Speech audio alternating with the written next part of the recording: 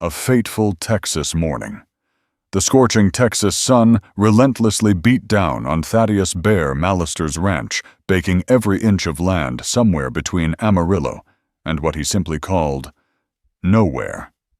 At 34, Bear had seen enough trouble in his years working cattle enough to toughen his spirit against daily woes. But there was something about that particular morning, a creeping unease so unusual it made him shiver. He was busily mending a broken fence post near the creek, his shirt soaked with sweat, when a tiny movement suddenly caught his eye. It was a small figure stumbling across his property, like a lost ghost wandering in the wild expanse. Bear's heart tightened. A child, perhaps no more than 8 or 9 years old, was taking unsteady, struggling steps toward his water source. The child's clothes were torn traditional Native American garments that were faded and ragged, speaking of a long, arduous journey. Even from a distance, Bear could clearly see how hunger and exhaustion made each step a desperate struggle. That image cut into his heart with an inexpressible sorrow, a feeling of helplessness at witnessing such a tiny creature grappling with life itself. Most ranchers in these parts, with their bitter experiences of raids and retaliations from Comanche tribes, would likely have reached for their rifle first and asked questions later. The relationship between settlers and the local Comanche tribes had been tense for years, a fragile thread of suspicion and hostility ready to snap at any moment. But Bear, he had always been different, perhaps too different for his own good. With a sigh escaping his chest, he set down his tools and slowly walked toward the child. He deliberately kept his hands visible, his movements slow and clear to convey peaceful intent, to soothe the fear that might be gripping those young eyes. As he got closer, he saw it was a young girl. Her dark eyes were too large for her thin face, her lips cracked from dehydration. She looked up at him with a mixture of fear and desperation, a desperate gaze that hit him like a punch to the gut. The girl spoke rapidly in Comanche words Bear couldn't understand, but her meaning was clear enough. She was starving, perhaps hadn't eaten in days. Her tiny hands gestured toward her mouth, then toward the creek, a universal language of need that transcended any cultural barriers touching the deepest part of Bear's heart. Bear briefly thought about his neighbors, about what they'd say if they saw him helping a Comanche child. He remembered the warnings he'd heard in town about recent tensions with the tribes. He wondered if he should do the smart thing, the safe thing, turn his back and leave her. But then he looked into those desperate eyes again, and in that moment he made the decision that would change everything. A decision born of pure compassion rising above all fear and societal prejudice. Without a word, Bear gently scooped the girl up in his arms. She weighed almost nothing, offering no resistance, too weak to fight even if she'd wanted to. As he walked, he could feel her tiny body trembling, whether from fear or hunger or both, he couldn't tell. A heavy but determined feeling welled up in Bear. He knew he had done the right thing, no matter what the consequences might be. When Bear gently set the girl down on his cabin's only chair, a fleeting sense of relief washed over him, mingled with a persistent, gnawing anxiety.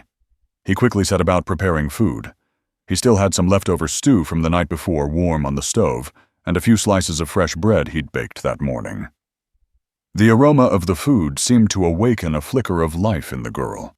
For the first time, Bear saw a fragile glimmer of hope, delicate as a butterfly's wing fluttering in her dark eyes. She didn't speak, but her gaze was fixed on the stew pot, an instinctive hunger that had overcome her initial fear. As Bear ladled the stew into a bowl, his hand suddenly froze mid-motion. Something made his blood run cold. Around the girl's neck, partly hidden by her torn clothing, was a distinctive necklace. He recognized it instantly, intricate beadwork and patterns he'd seen before. Just last week, old Pete Morrison, his neighbor, had described those exact patterns to him. They were the ceremonial beads worn by the family of Chief White Bull, the most powerful Comanche leader in the region. A wave of icy fear swept over Bear. If this girl was who he thought she was, he wasn't just helping a hungry child. He was harboring the daughter of the man who could bring 200 warriors down on his head without breaking a sweat. Bear's heart hammered in his chest. A sense of helplessness surged through him. It was too late to change course now. The girl was already reaching for the food with trembling hands, her eyes gleaming with anticipation. Bear couldn't bring himself to turn her away. He handed her the bowl and quietly watched. She ate ravenously with the desperate hunger of someone who hadn't seen food in days. Each spoonful of stew seemed to bring a little more life back to her, but it also placed an immense burden on Bear's shoulders. He knew he had just risked everything. What Bear didn't know was that just 20 miles away, a Comanche search party had just found the girl's trail, and that trail led directly to his ranch. Chief White Bull himself was riding at the head of that party, his face a mask of fury and grief that promised nothing but trouble for whoever had taken his daughter. The girl finished eating and looked up at Bear with an expression he thought might be gratitude. But as the afternoon shadows began to lengthen across his property, Bear couldn't shake the feeling that he had just made a decision. It could have been the best decision of his life, or the very last one. Fear and regret intertwined, wrapping around his mind. He knew that from this moment on, his life would never be the same. An invisible thread had bound him to the fate of this small Comanche girl, and he felt the immense weight of it. The little girl slipped into a deep sleep on Bear's lone chair. In less than an hour, exhaustion finally claiming her tiny body. Bear gently covered her with his only blanket, hoping its warmth would bring her peaceful slumber. He tried to convince himself he'd done the right thing, that his compassion was the only thing that mattered in that moment. But as the afternoon shadows lengthened, painting the sky in fiery orange streaks, that fragile conviction began to crumble. Every fading ray of light was a grain of doubt falling into his soul, pushing him into an abyss of unease and fear. Then a familiar sound, now carrying an entirely different weight, echoed through the dusk. The pounding of hooves on the dirt road made Bear's stomach clench. He rushed to peer through his window, and the sight outside chilled him to the bone. His neighbor Cletus Hartwell was riding hard toward his cabin, with 2 other men Bear recognized from town, Deputy Sheriff Jake Morrison and Reverend Thomas. Bear stepped outside before they could even dismount, hoping to keep their voices down and avoid waking the girl. But Cletus was already shouting before his horse came to a full stop. "Bear, you damned fool! What in the hell are you thinking?" Cletus's face was red with anger and something that looked like sheer terror. "Morrison here says he saw smoke signals coming from the hills this afternoon. The Comanche are looking for something, or someone." Deputy Morrison nodded grimly. "My father sent word from town. Chief White Bull's daughter went missing 3 days ago during a hunting party. Word is she wandered off and got lost in a storm." He paused, studying Bear's face carefully. "You wouldn't happen to know anything about a missing Comanche girl, would you, Bear?" Bear's throat went dry. The smart thing would have been to lie, to send them away, and figure this out on his own. But these men had been his neighbors for years, and despite their flaws, they were here out of genuine concern. "She's inside," Bear said quietly, his voice catching. "She was half-starved and exhausted. I couldn't just leave her to die." The silence that followed Bear's confession was deafening, almost suffocating. Reverend Thomas was the first to speak, his voice barely above a whisper, filled with disappointment. "Son, do you have any idea what you've done?" "I helped a hungry child," Bear replied, but even as he said it, he could hear how naive it sounded. Cletus started pacing back and forth, running his hands through his hair. "They're going to think you took her. Hell, they probably already think that. White Bull's been known to wipe out entire settlements for less than this." Deputy Morrison was already backing toward his horse. "I have to report this, Bear. It's my duty, but I'll give you a head start. Get her back to her people before they find you here." "In the dark?" Bear asked, his voice thick with despair. "She can barely walk, and how am I supposed to approach a Comanche camp without getting shot full of arrows?" "That's your problem now," Morrison said, mounting his horse. I'm riding to town to warn everyone else. If White Bull decides to make an example of you, he might not stop at just your ranch." As the three men rode away, Bear stood alone in the growing darkness, listening to the girl's quiet breathing from inside the cabin. He thought about saddling up and trying to find the Comanche camp, but he knew it was suicide. He thought about loading her into his wagon and trying to reach the nearest town, but that would only make things worse. The truth was, there was no good way out of this. Every option led to the same place, a confrontation with one of the most feared war chiefs in Texas. As if summoned by his thoughts, a new sound drifted across the plains. The distant rhythm of war drums growing closer with each passing minute. Bear's blood turned to ice. They weren't waiting for morning. The Comanche were coming tonight. A chilling dread permeated his very being. He realized his choice born of kindness had now thrust him into a fight for survival. The insistent war drums, rumbling like distant thunder, now grew louder, clearer, each slow, deliberate beat utterly terrifying. This wasn't the chaotic noise of a raiding party. This was something far more organized, infinitely more dangerous. Bear rushed back into the cabin, his mind reeling with 1,000 jumbled thoughts. The little girl stirred on the chair, roused by the sound of the drums. Her eyes opened wide, and for the first time since Bear had found her, a clear recognition crossed her small face. She understood what those drums meant better than he did. She spoke rapidly in Comanche, pointing toward the door, and then at herself. Even without understanding the words, Bear could see the panic in her movements. She was trying to tell him something important, but the language barrier made communication impossible. Bear knelt down beside her chair, speaking as calmly as he could manage. "I know you can't understand me, little one, but I'm trying to help you. Those drums, that's your people coming for you, isn't it?" The girl nodded vigorously, then grabbed Bear's shirt and pulled him toward the window. She pointed outside and held up both hands, opening and closing her fingers repeatedly. Bear counted along with her movements 10, 20, 30. She kept going until she'd counted to what looked like 200. Bear's legs went weak. 200 warriors. He'd been hoping for maybe a dozen angry braves he could somehow reason with. But 200. That was enough to level every ranch for 50 miles. A cold dread pierced him to the core. The drums stopped suddenly, and the silence that followed was somehow worse than the noise had been. Bear moved to the window and peered out into the darkness. At first he saw nothing. Then, like ghosts materializing from the night itself, he began to make out shapes moving across his property. They came in perfect formation. Warriors on horseback spread out in a wide semicircle that was slowly tightening around his cabin. Even in the moonlight, Bear could see the war paint on their faces, the feathers in their hair, the weapons in their hands. These weren't men who had come to negotiate. They had come to fight, and Bear felt a jolt of ice run down his spine. The girl tugged on Bear's sleeve again, this time gesturing toward herself and then toward the door.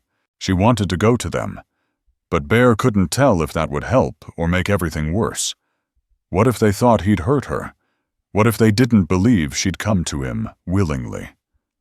A single voice called out from the darkness, speaking in English with a heavy accent but perfect clarity. "White man, we know you have taken something that belongs to us. Send out the girl, and perhaps you will live to see morning."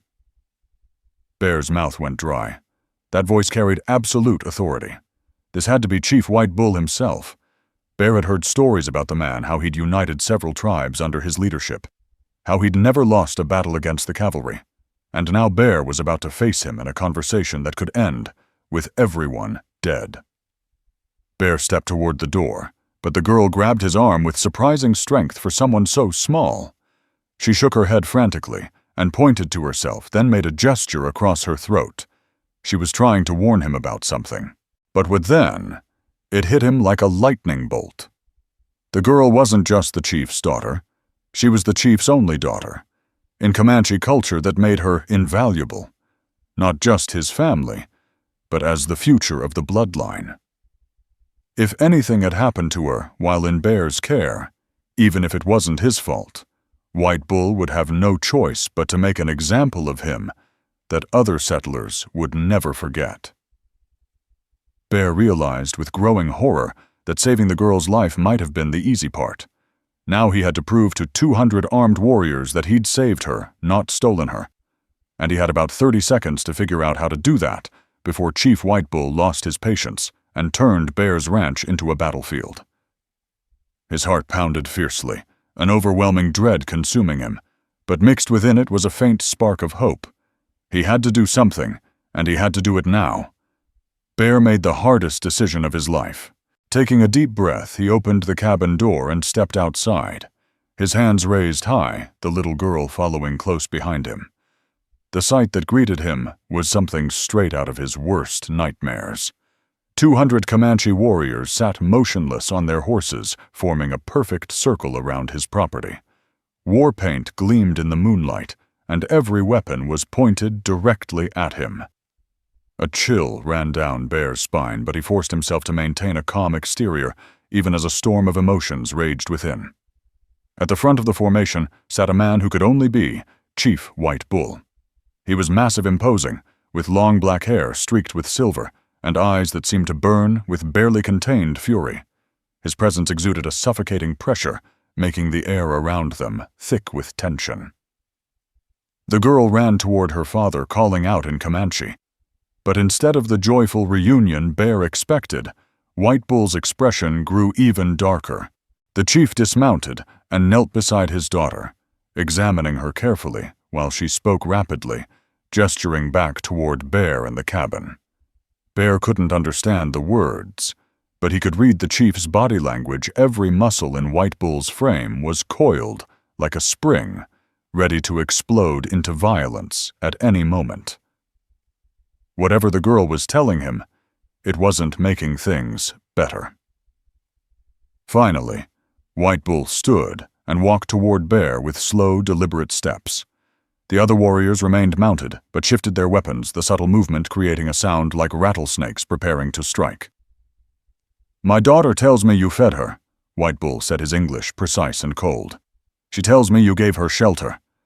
He stopped just outside arm's reach, close enough that Bear could see the intricate scars on the chief's chest, marks of countless battles won and enemies defeated.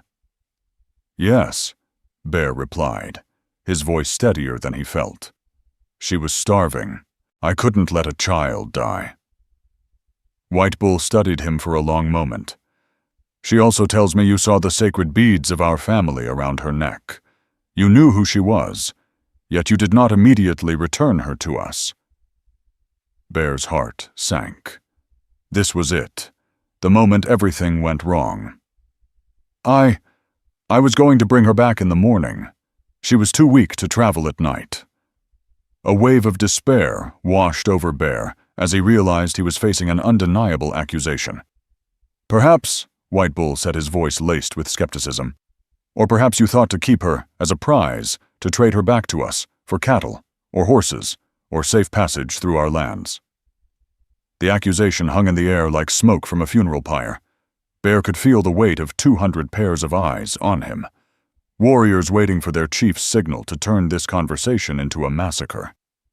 The pressure bore down on Bear each second, stretching into an eternity. That's not true," Bear said, his words coming out with a determined edge. "I never wanted anything from you. I just couldn't watch a child suffer." He knew he was risking everything, but honesty was the only weapon he had in this moment. "If you were Bear, what would you do? Would you throw yourself on the mercy of a war chief who'd never shown mercy to any white man? Or stand your ground and defend your actions, even if it meant certain death? Tell me in the comments. I need to know which side you'd choose, because what Bear decided next would determine whether the sun would rise on peace or on a war that would consume the entire territory. Intense suspense gripped Bear, each breath heavier than the last. He knew his fate, and perhaps the fate of the entire region rested in his hands right now. White Bull raised his hand, and every warrior drew back their bowstrings in perfect unison. The sound of 200 arrows being knocked at once was like death itself, taking a long, deep breath. A chilling current ran down Bear's spine, as if the invisible hands of fate were reaching out to seize him. "You will prove your words," the chief said quietly, his voice laced with formidable power. "Or you will die where you stand." Bear's mind reeled as he stared at the 200 arrow points glinting in the moonlight. "How do you prove goodness to a man who has seen nothing but evil from your kind?" Then inspiration struck him like a bolt of lightning. "Your daughter was wearing this when I found her," Bear said slowly, reaching into his pocket. Every warrior tensed, but he calmly pulled out a small piece of torn fabric, a part of the girl's original clothing that had caught on his fence post. He'd kept it partly thinking it might serve as proof. White Bull examined the fabric recognition flickering in his eyes. It was indeed from his daughter's ceremonial dress, the one she'd been wearing when she disappeared. "She came to my water source," Bear continued, his voice growing stronger. "I could have driven her away, could have shot her as a trespasser. Instead, I carried her to my home. I gave her my own food, my own blanket. I asked for nothing in return." The girl suddenly spoke up, tugging on her father's arm and pointing back toward the cabin. She ran to the door and beckoned for him to follow. Confused but curious, White Bull motioned for Bear to accompany them inside. Inside the cabin, the girl pointed to the chair where she'd slept, then to the empty bowl where Bear had served her stew. She mimed eating, then sleeping, then pointed to Bear, and smiled. The first genuine smile he'd seen from her. But White Bull's attention was focused on something else entirely. On the table sat Bear's most prized possession, a small tin-type photograph of his own family. His wife and young son, both killed in a cholera outbreak 3 years ago. The picture was worn from handling, surrounded by dried wildflowers that Bear replaced every week. "You have lost children, too," White Bull said quietly. And for the first time, his voice held something other than anger, a hint of empathy, a touch of understanding. "My boy was about her age," Bear replied, his throat tight. "Maybe that's why I couldn't turn her away." White Bull picked up the photograph, studying the faces of Bear's lost family. Outside, the warriors maintained their positions, but something in the atmosphere had shifted. The girl continued chattering in Comanche, clearly telling her father every detail of how Bear had cared for her. "She says you could have taken advantage," White Bull translated. "A lone white man with a Comanche child. You could have demanded ransom, could have used her as protection. Instead, you simply fed her and let her rest." Bear nodded. "I've got no quarrel with your people, Chief. I just work my land and try to live in peace." White Bull was quiet for a long moment, still holding the photograph. When he finally spoke, his words surprised everyone, including his own daughter. "My warriors expected to find a kidnapper tonight. They expected to burn this place to the ground and take your scalp back as proof of our justice." He set the photograph down carefully. "Instead, we find a man who showed kindness to a child who could have been his enemy." Bear felt hope flickering in his chest, but he also heard restless movement outside. 200 warriors had come here for blood, and their chief was talking about kindness. That kind of disappointment could quickly turn into a different kind of violence. "But there is still a problem," White Bull continued, and Bear's hope crumbled. "My warriors cannot return empty-handed. They cannot tell their wives and children that we rode out to punish a crime and came back with nothing but words." Bear's blood turned cold. "What are you saying?" "I am saying that even though you meant no harm, you have created a situation that demands resolution. My people expected justice tonight, and if they don't get it—" White Bull gestured toward the door, where the sound of increasingly agitated voices could be heard. "Some of my young warriors believe that any white man who touches a Comanche child for any reason must pay the price. They think I am being weak by talking instead of fighting." Outside, someone shouted in Comanche, and the sound was picked up by other voices. Bear couldn't understand the words, but the tone was unmistakable. They were calling for blood. White Bull looked Bear directly in the eyes. "There is only one way to satisfy both justice and honor tonight," he said, his voice deep yet commanding. But it will require something from you that may be harder than dying." Then a powerful figure stepped directly into White Bull's path. It was Broken Arrow. His scarred face twisted with rage. He spoke rapidly in Comanche, his voice rising with each word, and Bear didn't need a translation to understand the challenge being thrown down. He felt a sudden surge of tension, a dangerous current electrifying the air. White Bull's response was quiet but firm, and Bear watched as the two men faced off chief against warrior authority, against grief-fueled anger. The little girl pressed closer to Bear's side, and he could feel her trembling. Other warriors began choosing sides, some moving behind Broken Arrow, others remaining loyal to their chief. The careful discipline that had marked their arrival was starting to fracture, and Bear realized he was witnessing something that could split the tribe apart. Broken Arrow pointed his lance at Bear and shouted something that made several warriors nod in agreement. White Bull's jaw tightened, and when he spoke again, his voice carried the unmistakable tone of a final warning. But Broken Arrow wasn't backing down. He took another step forward, close enough now that the point of his lance was almost touching White Bull's chest. The challenge was clear: follow the old ways of blood for blood, or be seen as weak by the younger warriors. That's when the little girl did something no one expected. She stepped between the two men and began speaking in rapid, passionate Comanche.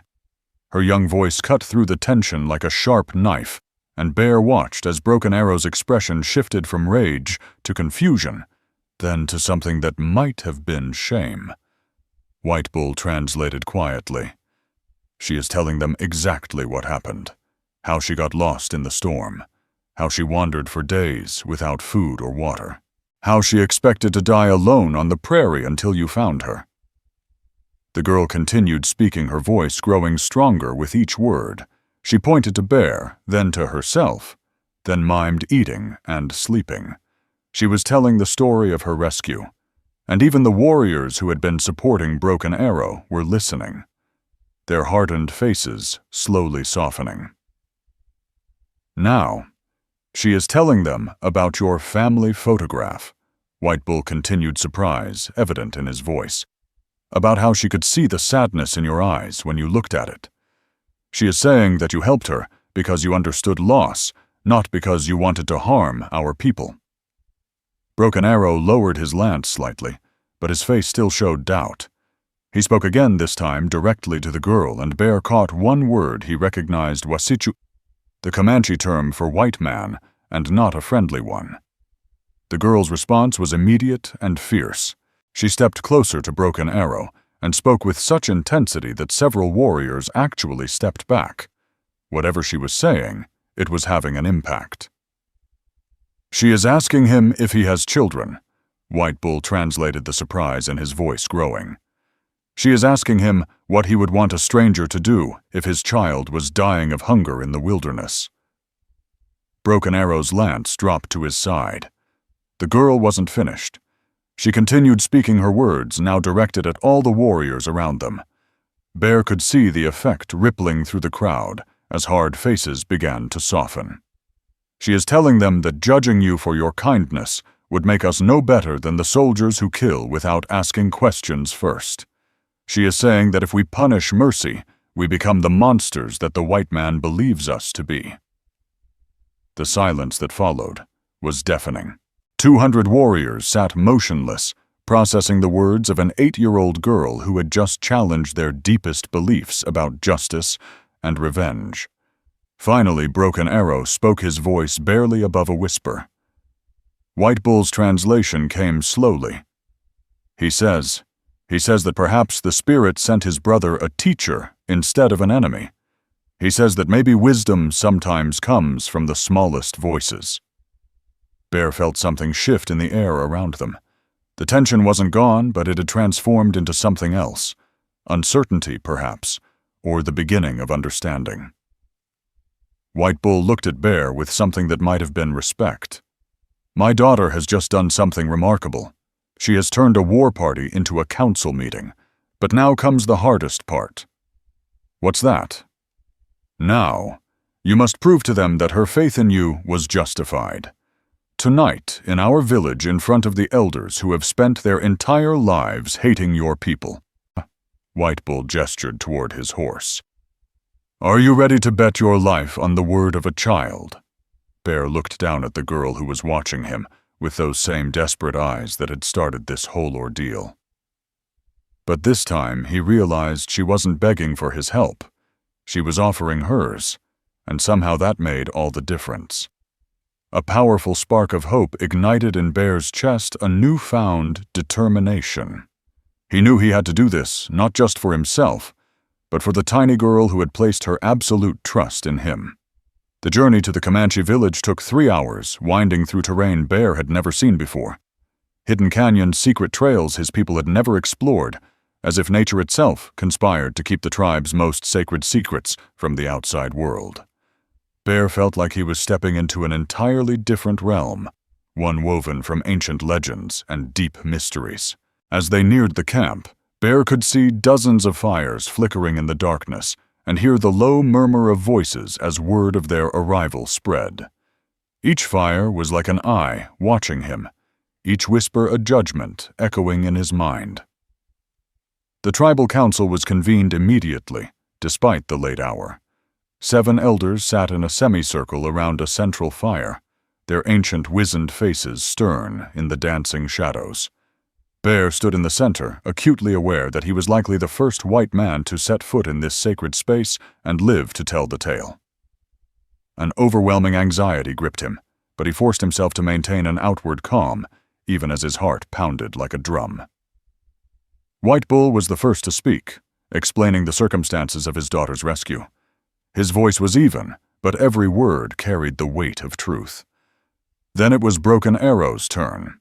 Despite his earlier shift in attitude, he still argued for traditional justice, the justice of an eye for an eye. The debate unfolded in Comanche, stretching for hours that felt like an eternity to Bear, who understood nothing beyond occasional gestures pointed in his direction. Every word, every glance was a jab at the already extreme tension. Finally, the little girl stepped forward again. This time her voice was calm and measured, but her words carried the weight of absolute conviction. She spoke for almost 10 minutes, never once taking her eyes off the elders' faces. Bear stood there, listening to every syllable, every rhythm of her voice, feeling the strange power it possessed. When she finished, the oldest member of the council, an ancient man with completely white hair, asked her a single question. Her answer was immediate and unwavering. White Bull turned to Bear. He asked her if she truly believed you would risk your life to save a Comanche child again, knowing what it might cost you. She said yes without hesitation. Bear's ears rang a sudden rush of relief sweeping over him, almost buckling his knees. Her faith, pure and unwavering, was his lifeline. The elders murmured among themselves. Bear's heart hammered as he awaited their decision, knowing that the next few moments would determine whether he lived or died. Each murmur, each nod of their heads was like a tolling bell for his fate. The white-haired elder slowly rose, his joints creaking with age. When he spoke, his voice carried the authority of decades of wisdom. He says, White Bull translated, that the spirits sent us a test tonight, not a test of our ability to wage war, but our ability to recognize when mercy deserves to be met with mercy. Bear's knees went weak with relief, a feeling of immense gratitude washing over him. But the elder wasn't finished. You will be given safe passage back to your lands. More than that, you will be under the protection of our tribe. Any Comanche who harms you or your property will answer to this council. Bear could barely speak. I don't know what to say. There is one condition, the elder continued through White Bull's translation. You must promise that if any of our people come to you in need, hungry, wounded, or lost, you will show them the same kindness you showed this child. I promise, Bear said without hesitation, his voice firm echoing in the quiet night air. What happened next surprised everyone, even White Bull's daughter. She ran to Bear and hugged him tightly, and for the first time she spoke in broken English. "Thank you for saving me. Now I save you." Those simple words, full of genuine feeling, touched Bear's soul, deeply confirming that his actions were not in vain. It was a living testament to the power of kindness overcoming all barriers of language and culture. In that moment, within the sacred space of the tribe, Bear felt an invisible bond created, a bridge built between two worlds that had always been at odds. As dawn broke over the prairie, painting the landscape in warm, golden hues, Bear rode back to his ranch. He wasn't escorted by a fierce war party anymore, but by an honor guard. A profound sense of relief washed over him, a deep happiness for what had been salvaged. Two cultures seemingly on the brink of violence had now found a bridge, a connection, built by a cowboy's simple act of kindness. This wasn't a dream. It was a reality unfolding before his very eyes. Bear's ranch was no longer just his land. It became a neutral ground, a place where Comanche and settlers could safely meet trade goods and share stories, slowly building trust. Bear never got rich, nor did he ever achieve fame in the way the world often celebrates it. But he lived the rest of his days with a quiet pride, knowing that sometimes the smallest acts of humanity can prevent the biggest tragedies.